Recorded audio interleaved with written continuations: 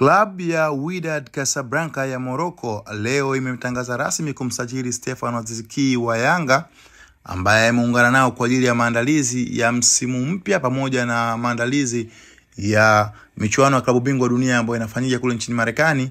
Wydad Casablanca ikiwa ni sehemu ya timu za Afrika zitakazoshiriki. Lakini kubwa, Wydad Casablanca kwa sababu wanaenda kukutana na timu ambazo ziko imara, na mchezo wao wa kwanza Juni 15 watacheza dhidi ya Manchester City ya Uingereza. Kwa hiyo walihitaji kuimarisha kikosi chao pamoja na kumsajili Stefan Aziz Ki.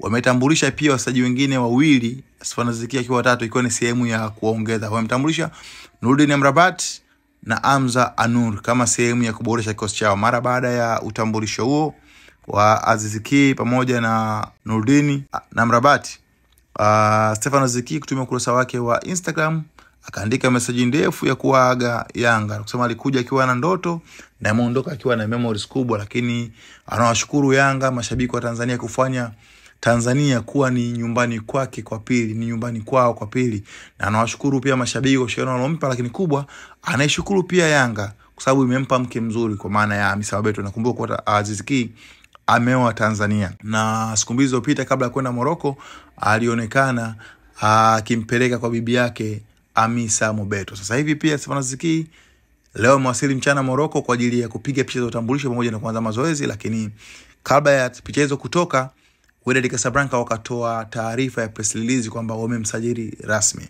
Yanga nayo wamempa mkono wa kwaheri na kumtakia kila laheri katika maisha yake yajayo. Kumbuka kuwa Stefan Aziz Ki ana miaka 3 toka aanze kucheza soka hapa nchini, na amekuwa na wakati mzuri katika msimu wake wa pili kabla huu wa tatu ambao hakuwa na wakati mzuri sana kama msimu uliopita ambao ulifanya ibuke MVP. Na Yanga wameamua kufanya biashara akiwa amebakisha mkataba wa mwaka mmoja kwenye mkataba wake, hivyo Yanga wakutaka aondoke bure mwakani, wameamua kumuuza. Hapa ni TV Sports Update. Mimi ni Ramadhani Juma Mwirondo, producer wangu ni Edwin TZA.